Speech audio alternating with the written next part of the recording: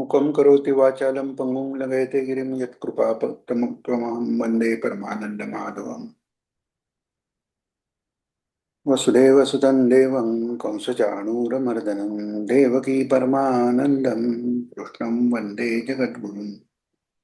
आपदामपहर्तारं दातारं सर्वसम्पदां लोकाभिरामं श्रीरामं भूयो भूयो नमाम्यहम्। मागच्या वेळी आपण भावार्थ रामायणामधले सरस्वतीची स्तुती, सरस्वती मातेची स्तुती चालू होती आणि आपण आठवा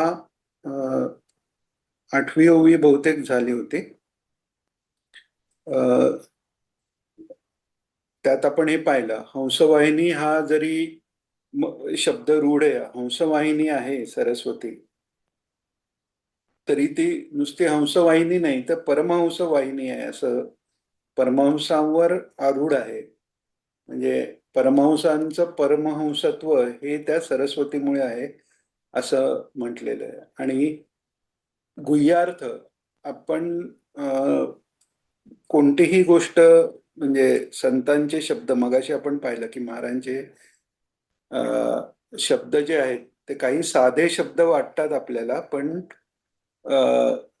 जसं आपला अभ्यास वाढत जातो, जशी आपली साधना वाढत जाते, तसे ते साधे साधे शब्द नसून त्यातलाही गूढ अर्थ आपल्याला कळायला लागतो. तो गूढ अर्थ कशामुळे करतो ते ह्या सरस्वतीमुळे कळतो. कारण बुद्धिरूपेण संस्थिता अशी ही देवी असल्यामुळे तिच्यामुळे गुह्यार्थ जे गूढ आहेत ते सगळे ती ग्रंथाच्या अर्थातले गूढ अर्थ व्यक्त करून दाखवते देवी सरस्वती. परमहंस पदाला जे पोचलेले आहेत, म्हणजे ते सुरुवातीला अंश म्हणून जीवात्मा जरी असले तरी ते परमहंसाला पदाला पोचतात तेव्हा ते अंश न राहून अंशी होतात, म्हणजे स्वतः परमेश्वर स्वरूप होतात. तर ते तसे जे परमेश्वर स्वरूप आहेत, आपण मागच्या वेळी उदाहरण घेतलेलं की मोठ्या महाराजांच्या आरतीत दीक्षित स्वामी महाराजांनी लिहिलेलं आहे ते, की आपण कसे आहात, तर सोहम हंसा पक्षाभ्याम संचरसी आकाशे, म्हणजे सहा अहम म्हणजे अंतर्यामी स्वस्वरूपाचा आनंद म्हणजे हम सहा, म्हणजे हम म्हणजे अहम, अहम पासून सहा, सहा म्हणजे सर्वव्यापी परमेश्वर, आणि सर्वव्यापी परमेश्वर पासून सहा पासून अहम असे उड्डाण चिदाकाशात करणारे आपण आहात, आणि हंस आहात, शुभ्र आहात. तर तेच इथे परमहंस हे चिदाकाशात उडणारे असतात. तसे परमहंस परिव्राजकाचार्य टेंबे स्वामी महाराज, वासुदेवानंद सरस्वती स्वामी महाराज आहेत असं दीक्षित स्वामी महाराजांनी त्या आरतीत लिहिलेलं आहे. तर तेच इथे हे म्हटलेलं आहे की ते परमहंस जे आहेत ते परमहंस यांचं वाहन आहे या देवीचं. म्हणजे या परमहंसामुळे हे देवीचं स्वरूप आपल्याला कळणार आहे, आणि तसंच या देवीमुळे आपल्याला या परमहंसांचं म्हणजे आपल्या गुरूंचीही गुरूंचं खरं रूप कळणं, त्यांची खरी महती कळणं हे पण सरस्वतीच्या कृपेने होणार आहे. म्हणून महाराजांनी देवी भागवतात सुरुवातीलाच पहिल्या का दुसऱ्या दिवसातच सांगितलेलं आहे. विवेक चुडामणी मधलं आचार्यांचं जे वाक्य आहे की दुर्लभत्रयमय वेद देवानुग्रह हेतुकं मनुष्यत्वम मुमुक्षुत्वम महापुरुष संश्रय. तर देवाचा अनुग्रह व्हायला मनुष्यत्व पाहिजे, मुमुक्षुत्व पाहिजे, आणि महापुरुष संश्रय पाहिजे. महापुरुष संश्रय म्हणजे नुसतं महापुरुषांच्या संपर्कात येणं नाही, तर त्यांची सत्संगती घडणं, त्यांच्या विचारांची संगती घडणं. तर हे घडलं तर देवाचा अनुग्रह होतो. पण महाराज सांगतात देवाचा अनुग्रह झाल्याशिवाय संतांची संगतीही घडत नाही. तर त्यामुळे एकमेकांना पूरक अशा या गोष्टी आहेत. तर त्या दृष्टीने हे परमहंस जे आहेत त्यांच्याद्वारेच देवीचं स्वरूप कळून येतं किंवा देवीमुळेच या परमहंसांचं स्वरूप आपल्याला कळून येतं. परमहंस म्हणजे जे त्रिगुणाच्या पलीकडे गेलेले आहेत, ज्यांना धर्माचे विधिनिषेध लागू होत नाहीत, कारण धर्म हा सत्वगुणात येतो आणि हे त्रिगुणांच्या पलीकडे गेलेले आहेत. त्यामुळे परमहंसानां को विरी को निषेधा जे सांगितलंय ते याकरता आहे, कारण ते धर्म अधर्मच्या पलीकडे गेलेले आहेत. तर अशा परमहंसा ची म्हणजे परमहंस वाहिनी ती आहे. तर याचा अजून एक अर्थ आहे की परमहंस वाहिनी म्हणजे परमहंसावरती बसून जाते. त्याचप्रमाणे परमहंसांना ते जे जे योग्य शिष्य आहेत, योग्यच असतील असं नाही, दयाही आहे परमेश्वराच्या ठिकाणी गुरुरूपानी, तर तिथपर्यंत पोचून ते उद्धार करतायत. तर असे परमहंस जे आहेत ते अंश आणि अंशी या दोन्ही रूपांनी तेच आहेत. आणि अशी ही शोभा म्हणजे सतत जी आपल्याला अनुभवाला येते, तो जो परमहंसाचा शुद्ध सात्विकता हा शुभ्रपणा आहे, तोच सत्वातीत म्हणजे सत्वाच्या पलीकडे, सत्वाच्या पलीकडे त्रिगुणातीत असं ते निरंजन ज्याला म्हणतात. अंजन ज्यात नाही, माया हे अंजन आहे आणि त्रिगुण हे मायेत येतात. त्यामुळे त्या त्रिगुणांच्या पलीकडे गेलेले निरंजन असे भगवान आहेत. तशी ही भगवती निरंजन आहे, म्हणून ती तेची निजांगाशी शुभ्रवर्ण म्हणून सांगितलेले. परमहंसा अंशा अंशी शोभे अहर्निशी सत्वातीत शुद्धेशी तेची निजांगाशी शुभवर्ण असं म्हटलेले. नंतर मग सांगतायत, आपण थोडस फास्ट जाण्यासाठी प्रत्येक वेळी श्लोक ओवी न घेता काही फक्त अर्थ घेत जाऊ थोडस. तर ओंकार हीच तिची वीणा आहे आणि त्या वीणेचं अ उ म या 3 मात्रा म्हणजे 3 स्वर आहेत. आपण पंचायतन यागात पण बघितलं की देवीचा रोल काय.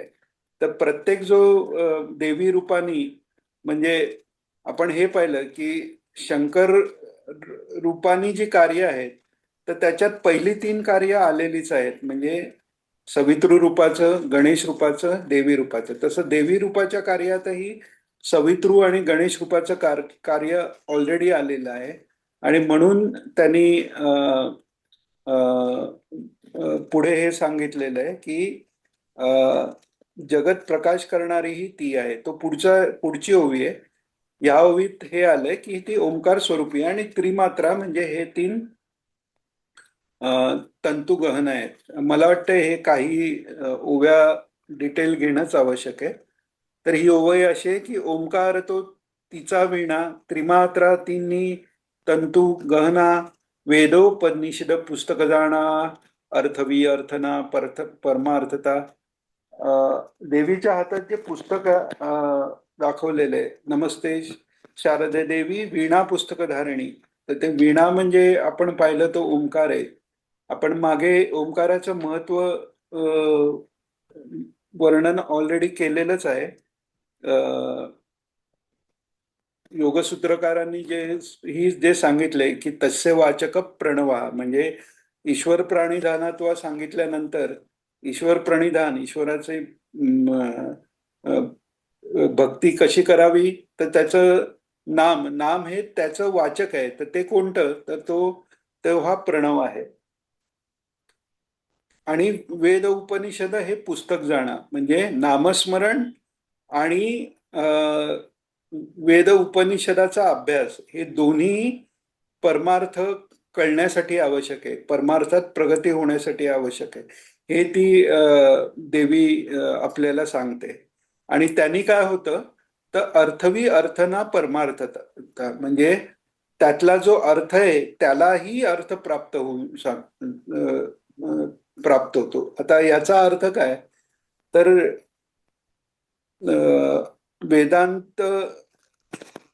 वेदांत जो आहे त्याच्यात वाक्याचा सरळ दिसणारा एक अर्थ असतो, त्याला म्हणतात वाच्यार्थ, म्हणजे जो बोलला तसाच अर्थ. आणि एक आहे तो लक्ष्यार्थ. तर वाच्यार्थ म्हणजे काय, लक्ष्यार्थ म्हणजे काय, आणि त्यातला आत्मतत्वाला समजून घेण्यासाठी वेदाची जी वाक्य आहेत किंवा जी ब्रह्मवाक्य आहेत ती समजून घेण्यासाठी वाच्यार्थ कशा घ्यावा, लक्ष्यार्थ कशा घ्यावा, मग त्या वाक्यार्थातला काय भाग बाजूला करावा, काय भाग घ्यावा, याच्यासाठी जहद जहल लक्षणा म्हणून सांगितलेले तो सगळा विचार आपण मोठ्या मारांचा आत्मानात्म विचार या रचनेचा वाचन केलं तेव्हा बघितलेलं आहे. ते आपले व्हिडिओ आहेत, तर ते ज्यांना समजून घ्यायचं असेल त्यांना ते पाहता येईल. इथे आपण आता विस्तार नको करायला त्याचा. तर ही जी सद्ग्रंथ आहेत त्याचं वाचन करणारी बरीच मंडळी आहेत. सद्गुरूंचा अनुग्रह झालेली आणि त्यांनी सांगितल्याप्रमाणे वाचन करणारी ही बरीच मंडळी आहे. पण एखादा असा असतो की त्याला त्यातला गुडार्थही कळतो. जेव्हा सद्गुरूंची कृपा होते, गिरींचं उदाहरण आहे, काही त्यांचा अभ्यास नाही, काही नाही, पण नुसता संकल्प सद्गुरूंचा झाला आणि त्यांचा तो तिथल्या तिथे बुद्धीचा विकास झालेला आहे. तर तसा बुद्धीचा विकास करून त्या शब्दांचे नुसते वाक्यार्थ न कळता त्याच्या आतला जो गूढ अर्थ आहे, आज जे परमार्थाचं वर्णन केलेलं आहे तेही देवी आपल्याला जाणवून देते. कशाच्या योगाने, तर एक तर ही वीणा आहे, त्याचा ध्वनी म्हणजे प्रणवाचा ध्वनी म्हणजे नामस्मरण, आणि दुसरं म्हणजे हे ग्रंथवाचन. ऐसी अगाधत्वे अतिसुंदर प्रभा परमार्थे मनोहर, जेणे प्रकाशे चराचर तो मिथ्या जगडंबर स्वप्रभा करी.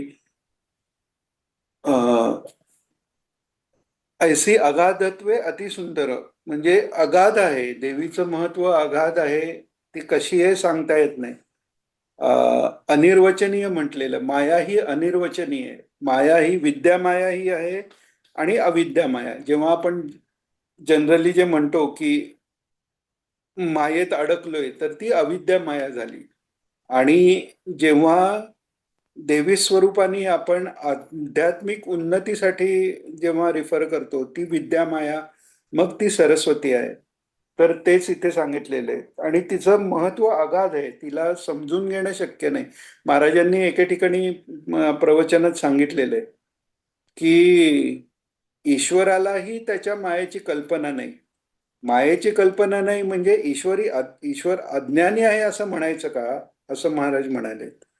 तर नाही म्हणाले, मायाच अशी विलक्षण आहे की त्याचा अंत लागत नाही.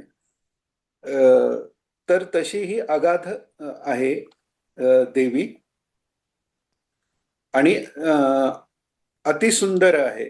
तर ते सौंदर्य कसाचं आहे, तर शुद्ध सत्व आणि ज्ञानाचं सौंदर्य आहे ते.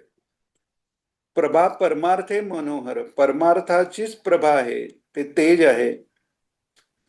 आणि ते तेज कसं आहे, जेणे प्रकाशे चराचर तो मिठ्या जगडंबर स्वप्रभा करी. म्हणजे हे दोन्ही दृष्टीने आहे. म्हणजे कसं, तर जसं ज्ञानेश्वर माऊलींनी चांगदेव 65च्या सुरुवातीलाच लिहिलेलं आहे की स्वस्ती श्री वटेशू जो लपोनी जगदाभासू दावी मग ग्रासू प्रकटला करी. म्हणजे तुम्ही वटेश्वर चांगदेवांचं कल्याण असो, पण वटेश्वर चांगदेव म्हणजे खरे कोण आहेत, की ते आत्मतत्व आहे, की ते जर लपून झालं तर जगदाचा भास होतो, आणि ते जर प्रकट झालं तर जगदाचा भास भास निघून जातो. तर ही देवी दोन्ही करणारी आहे. आता हे जे पुढचं जे वाक्य आहे, जेणे प्रकाशे चराचर तो मिथ्या जगडंबरच स्वप्रभा करी, म्हणजे सगळं चराचर जे प्रकाशित होतं किंवा दिसतंय हे जिच्या प्रकाशाने होते तीही देवी आहे. आणि ती देवी जर खरोखर प्रकट झाली बुद्धिरूपाने, तिने जर बुद्धी शुद्ध केली, स्वप्रभा तिची खरी जे तेज आहे ते तिने प्रकट केलं, तर हे जे प्रकाशित झालेलं जग आहे ते जगडंबर मिथ्या होऊन जातं. म्हणजे ते जरी दिसत असलं तरी ते मिथ्या भासमात्र आहे हे आपल्याला कळून येतं. आणि पुढे आपण पाहिले शिवस्वरूपाने ते मिथ्यात्व पण निघून जात आहे. आणि त्याच्याही पुढे ईश्वर म्हणजे हरींचं स्वतःचं जे विष्णू रूप आहे तेव्हा तो चिद्विलास होऊन जातो. ते आपण पंचायतन आरतीच्या वेळी पाहिलंय, त्यामुळे ते डिटेल बघायला नको इथे. तर पुढे सांगतायत, आता पुढचं थोडं आपण थोडं फार घेऊ. मग देवी ही स्तुती केल्यावर देवी प्रसन्न झाली. म्हणजे हे एक लक्षात घेतलं पाहिजे की एकनाथ महाराज स्तुती करतायत. आपण लिहिताना किंवा असतं ना एखादं व्याख्यान करताना इथे यांना नमस्कार, त्यांना गुरूंना नमस्कार, आपण नमस्कार म्हणून पुढे जातो. पण इथे एकनाथ महाराज गणेशाची स्तुती करतायत, गणेश त्यांना पुढे जायला सांगतायत. म्हणजे तिथे प्रकट आहेत, गणेश प्रकट आहेत, सरस्वती प्रकट आहे, एकनाथ महाराजांचे गुरु जनार्दन स्वामी प्रकट आहेत, त्यांची कुल देवी प्रकट आहे. आणि त्यांच्याशी संवाद केल्यासारखं, ते केल्यासारखं नाही, संवाद करतच हे पुढे रामायणाची कथा चाललेली आहे. तर म्हणून मग देवी सांगते त्यांना की म्हणजे अशी ती स्तुती ऐकून देवी सरस्वती प्रसन्न होते. आणि स्वभावताच तिची वचनावर वस्ती आहे. आणि तीच तिनेच ती स्तुती करून घेतलेली आहे. आणि ती आता पुढे प्रेरणा करते की आता रामके कथा थोडीशी वेगाने पुढे चालव. आणि चालव कसं, तर भावार्थ, म्हणजे नुसती कथा नाही, त्यातला भावार्थ सांग सांग सांग हे देवी सांगते एकनाथ महाराजांना. ह्याची जरी आपल्याला कल्पना करता आली ना, कारण भाव कसा आहे, भाव हा जोपर्यंत आपण या मायेच्या राज्यात आहोत तोपर्यंत तो भाव निर्माण व्हायला, जर शब्दस्पर्श रूपरस गंधचा या विषयांनी जर आपल्याला तो भाव प्रकट व्हायला मदत होत असेल, तरी ते विषय जरी असले तरी ते विषय हे अक्लिष्ट होतात. म्हणजे ईश्वराच्या प्राप्तीला मदत मदत करणारे होतात. त्यामुळे हे जसं आपण वाचत जातोय तसं एकनाथ महाराज जसे सांगत जात आहेत तसं तसं जर आपण ते व्हिज्युअलाइज करत गेलो तर तो भाव आपल्याला जास्त येणार आहे. भाव हा कळणारा नसतो, भाव येणारा असतो. तो शब्दांनी कळत येत नाही. तो त्यांची भाव आपण जे एम्पथी म्हणतो की त्या भावात, एकनाथ महाराजांच्या भावात आपल्याला जितकं जाता येईल, तर ते तेव्हा गणेश खरंच तिथे प्रकट आहे, देवी प्रकट आहे, त्यांच्याशी बोलते, असं जर आपल्याला व्हिज्युअलाइज करता आलं तर तो भाव आपल्यातही प्रकट व्हायला आपल्याला मदत होणार आहे. तर अशा पद्धतीने सरस्वती सांगते की तू आता पुढे भावार्थ सांगत रामकथा पुढे नाही म्हणून. आणि देवीने इथे आश्वासन दिलेले, काय म्हणते देवी की ते म्हणेगा रामकथेत कथेते वेगी चालवी भावार्थे, सद्भावे होईल सरते प्रिय संताते मी करीन. म्हणजे याच्यात त्यांनी काय सांगितले की हे जी रामकथा आहे ती सद्भावाने तू सांगतोयस तर त्यांनी ही सगळ्या संतांना प्रिय होणार आहे. आणि सगळ्या संतांना प्रिय होणारे म्हणजे सज्जनांना प्रिय होणारे म्हणजे जे सामान्यही जीव आहेत त्यांच्याही मनाला समर्थांनी सज्जन म्हटलेलं आहे. त्यामुळे प्रत्येकाच्या जिथे सात्विकता आहे त्यांना त्यांना ही प्रिय होत जाणार आहे. त्यामुळे रामकथा किती आपल्याला प्रिय होते यांनी आपल्यात सात्विकता किती वाढते हेही आपल्याला या निमित्ताने लक्षात येईल. आणि सगळ्यांनाच प्रिय आहे म्हणून तर इतकी म्हणजे 2 युग, द्वापार युगाचे 8 लाख आणि अ, 16 लाखापैकी जे काही त्रेतायुगाचे गेले असतील, एवढे वर्षानंतरही त्याचं जे अ, रामकथेचा जो अ, प्रभाव आहे, जी आवड आहे,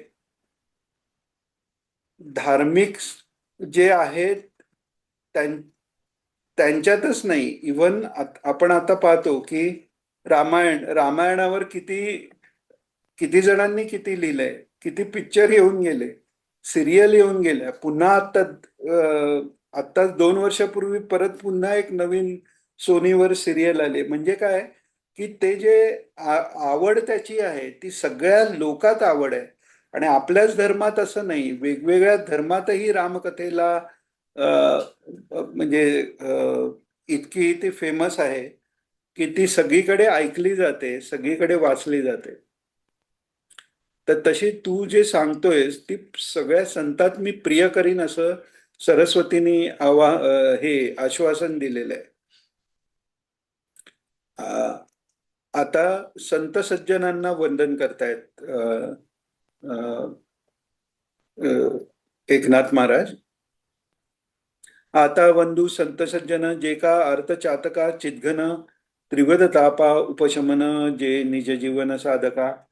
हे संत सज्जन कसे आहेत की आर्त जे चातक आहेत, त्यांच्यासाठी चिद्घन आहे. म्हणजे हे आर्तता कसली आहे? आर्तता म्हणजे अ, एखाद्या पीडेनी हे नको खूप वाटणं, याला आर्तता म्हणतात. तर ज्ञानी, अर्थार्थी, आर्त आणि मुमुक्षु असे भक्त जरी असले तरी त्या आर्त भक्तामध्येही अ, प्रकार आहेत. आपल्यालाही काही दुःख आलं की आपण आर्त होतो, देवाला हाक मारतो. गजेंद्रांनीही हाक मारलेली आहे आर्त होऊन. पण गजेंद्रांनी त्या दुःखाने दुःखित होऊन, ज्या दुःखाने दुःखित होऊन हाक मारलेली आहे, ती भागवतात आपण जर गजेंद्राख्यान वाचलं तर ते लक्षात येते की माझा पाय धरलाय, मला दुःख होतंय, हा मगर मला खातोय, त्या मगराच्या तावडीतनं सोडण्यासाठी हाक नाही मारले. गजेंद्र त्या स्तुतीत म्हणतोय की हे परमेश्वरा, ह्या गजयोनीत मी सापडलेलो आहे, या अज्ञानात मी सापडलेलो आहे, तर ह्यातनं माझी सुटका करा म्हणून मागतोय. म्हणजे तो देह राहावा ही प्रार्थना नाहीच आहे त्या गजेंद्राची. गजेंद्राची प्रार्थना त्या मुक्तीसाठी, त्या परमपद प्राप्तीसाठीच आहे. तर त्यामुळे तोही आर्तच आहे. पण ते आरती, ते दुःख कोणते? घोरात कष्टात दुद्धरास मान नमस्तेच्या वेळी आपण पाहिलं, ते घोर कष्ट कोणते आहेत? तर आत्मतत्वापासून मी वेगळा गेलेलो